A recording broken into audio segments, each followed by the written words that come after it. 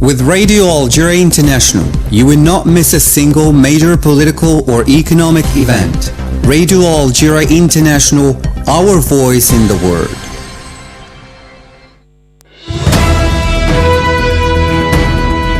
This is the English service of Radio Algeria International. It's time for the news. In today's top stories, NATO praised Algeria's key role in regional security, particularly in counter-terrorism efforts in the Sahel. UNRWA said it was forced to move its staff from Jerusalem after Israeli occupation decided to close its offices in the city. In the US, 60 passengers and 4 crew members are feared dead after a regional jet collided with an army helicopter in Washington.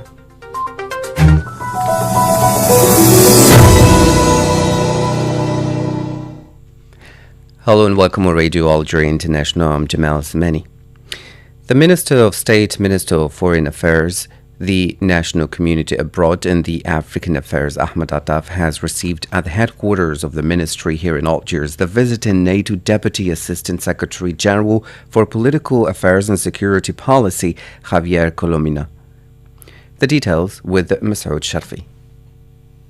The meeting provided an opportunity to review the state and prospects of dialogue and cooperation between Algeria and NATO, and to exchange views and analyses on several issues of common interest, notably security challenges in the Euro-Mediterranean area and developments in the situation in the Middle East and the Sahel-Saharan region. Moreover, the second session of the political dialogue between Algeria and NATO was held as part of this visit. The NATO official praised Algeria's key role in regional security, particularly in the counter-terrorism efforts in the Sahel. He also emphasized the growing political and military cooperation, which has been advancing since the year 2000 and will continue to strengthen. Algeria is a key player in security and stability issues, especially in the fight against terrorism. We discussed these challenges as well as regional issues, particularly the Sahel, a region that concerns us greatly. It is an essential and priority security issue for the organization I represent and for most of my allies. The political dialogue we have with Algeria is progressing well. We have chosen to deepen it. Practical cooperation, particularly military cooperation, has made significant progress over the last 2 decades. It was initiated in the year 2000. There are many activities we conduct jointly, but we also talked about ways to deepen it further. This is the essence of the action plan. This is the essence of my visit. I believe the conclusions we reached after the discussions I had are highly positive, and I expect that I will return to Algiers more regularly. It is always a pleasure to be here. That was NATO Deputy Assistant Secretary General for Political Affairs and Security Policy, Javier Colomina, talking about Algeria's crucial role in regional security and the strengthening of political and military cooperation between Algeria and NATO. Now, the Minister of State in charge of Foreign Affairs, Mr. Ahmed Attaf, has received a telephone call from the Minister of Foreign Affairs of the Kingdom of the Netherlands, Caspar Veldkamp. On this occasion, the two parties reviewed assessed the state of relations of friendship and cooperation between the two countries and examined ways of raising them to higher levels, notably through the signing at the next meeting of the Joint Governmental Committee of a roadmap aimed at strengthening cooperation in traditional areas such as energy and agriculture and extending it to other areas such as startups and renewable energies, notably green hydrogen. The Dutch minister assured that his country was willing to share its considerable expertise in the field of green hydrogen. Now, the Minister of Communication, Mohamed Mziane, has been received by the President of the Republic of Equatorial Guinea, Teodoro Obiang, in his capacity as Special Envoy of the President of the Republic, Mr. Abdelmadjid Tebboune. During this meeting, Mohamed Mziane handed in a letter from the president to his Equatorial Guinea counterpart, conveying his fraternal greetings as well as his aspirations for strengthening the ties of fruitful bilateral cooperation. At the end of these discussions, both parties stressed the importance of pursuing coordination and consultation on regional and international issues of common concern, notably those related to the African Union's agenda. Now, the Speaker of the National People's Assembly, Brahim Boughali, has arrived in Accra, Ghana to represent the President of the Republic in the third edition of the Dialogues on Prosperity in Africa 2025 under the theme Ensuring Africa's Prosperity Through Infrastructure, Invest, Integrate, Connect. The African Prosperity Dialogues are an important platform for political leaders and economists from across the continent to exchange expertise or experiences and develop effective strategies to achieve the sustainable development goals and strengthen economic integration between African countries. Interior Minister Brahim Mared has said that Algerian-Italian relations are experiencing a remarkable and sustained dynamic in terms of joint cooperation in various sectors, reflecting the political will of the President of the Republic and his Italian counterpart. Speaking at the end of his meeting with his Italian counterpart, as part of his visit to Italy, Brahim Mared referred to the cooperation relations between the two countries' interior sectors. Now, the regional workshop organized by the United Nations International Civil Service Commission in collaboration with the Ministry of Foreign Affairs ended today here in Algiers in the presence of representatives of the Ministry of Foreign Affairs and numerous participants from various countries. More than 80 certificates have been awarded to international civil servants from 23 international organizations and national bodies, the first time the number of participants has exceeded 80. At the end of the workshop, Ambassador Larbi Jagta, Under Secretary General and President of International Civil Service Commission, made the following statement to our reporter Murad Ait Mukhtar.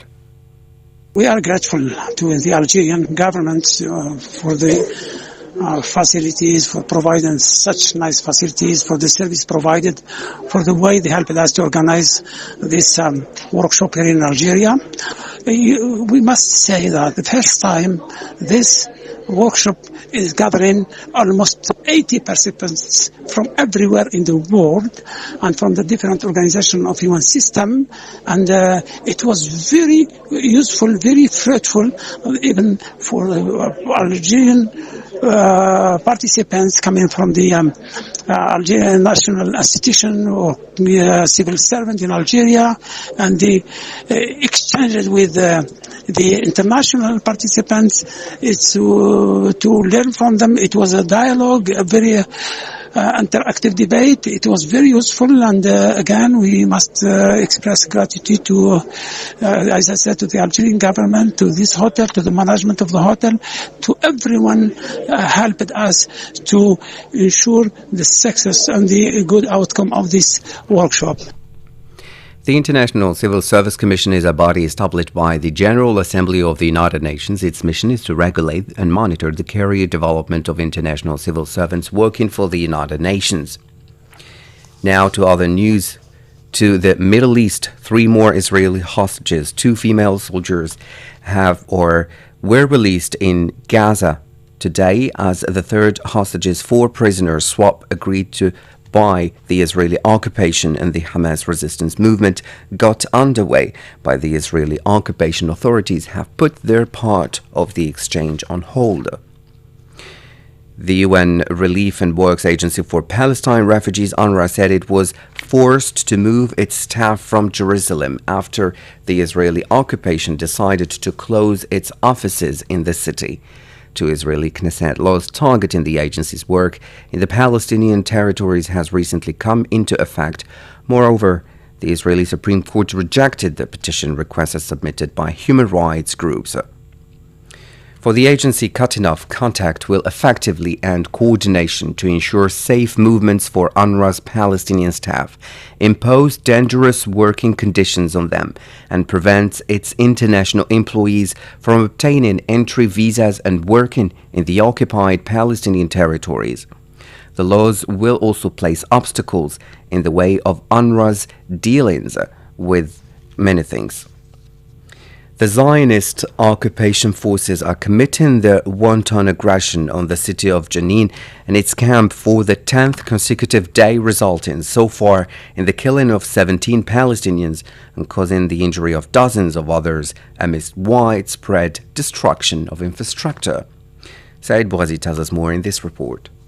The mayor of Jenin said that the occupation deliberately destroyed citizens' properties and shops and that food supplies began to run out in a number of the city's neighborhoods, adding that the occupation is still completely besieging Jenin camp and parts of the city, especially around the camp. The Zionist occupation forces stormed the village of Bir el-Basha south of Jenin and surrounded the house of the young man Ihab Ghawadra and arrested him from inside the house as well as 2 other young men.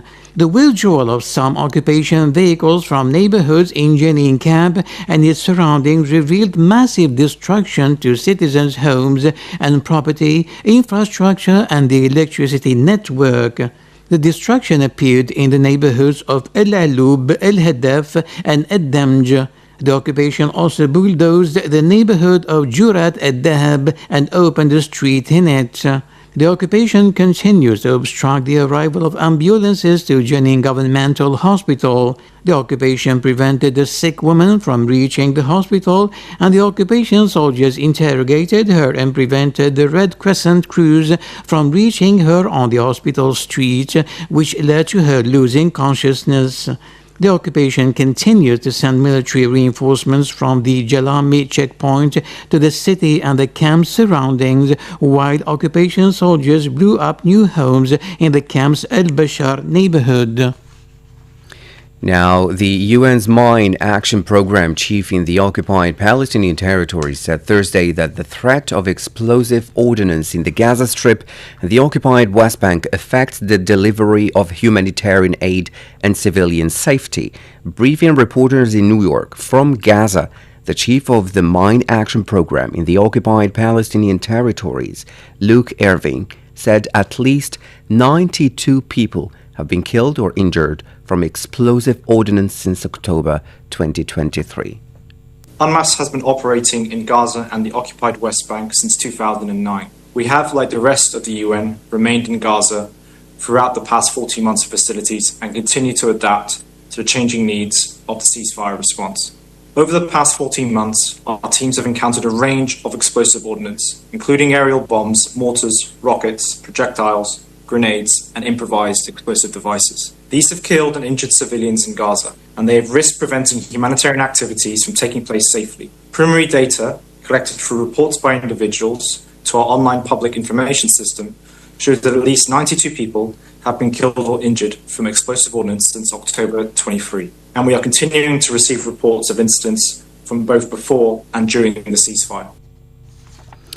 Now, the United Nations Security Council is holding close consultations today on the situation in Syria, convened by Algeria in its national capacity. Masoud Sharfi has the details. Algeria, President of the Security Council for the month of January, will chair the meeting at which the UN Secretary General's Special Envoy, Geir Pedersen, will give a briefing via video conference from Damascus. This is the second time in January that the members of the Security Council have met to discuss developments in Syria following their regular meeting on political and humanitarian developments in the country on January 8th. Geir Pedersen and several members of the Security Council are expected to stress the need for an inclusive political transition led and controlled by the Syrians, which could lead to the establishment of a representative governance structure while preserving the sovereignty, territorial integrity, and independence of Syria. They should also underline the importance of the UN's facilitation role in the transition process.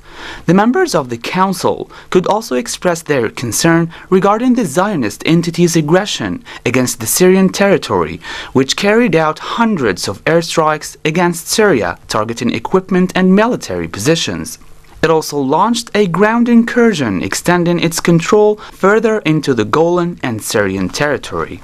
It is worth recalling that Algeria's permanent representative to the United Nations, Ammar bin Jama, stated during his presentation of the Security Council's work program chaired by Algeria for the month of January that as an Arab member of the Security Council, the causes and issues related to the Arab region, particularly the situation in Lebanon, Syria, Yemen and Sudan, remain the major concerns in light of the alarming developments taking place in these brotherly countries. He emphasized in this regard that Algeria would not hesitate to take the appropriate measures at the right time. You're still listening to Radio Algeria International, and as you followed in our top stories, in the US, all passengers are feared dead after a regional jet carrying 60 passengers and 4 crew members collided with an Army helicopter in mid-air near Reagan Washington National Airport late Wednesday. The 2 aircraft crashed into the Potomac River, where a massive rescue operation is underway, with more than 30 bodies pulled from the water so far. Hundreds of first responders are diving in frigid water looking for survivors. There were 64 people on board the plane and the 3 soldiers in the Army helicopter. This is Radio Algeria International. Thank you so much for joining us. The international event of the week.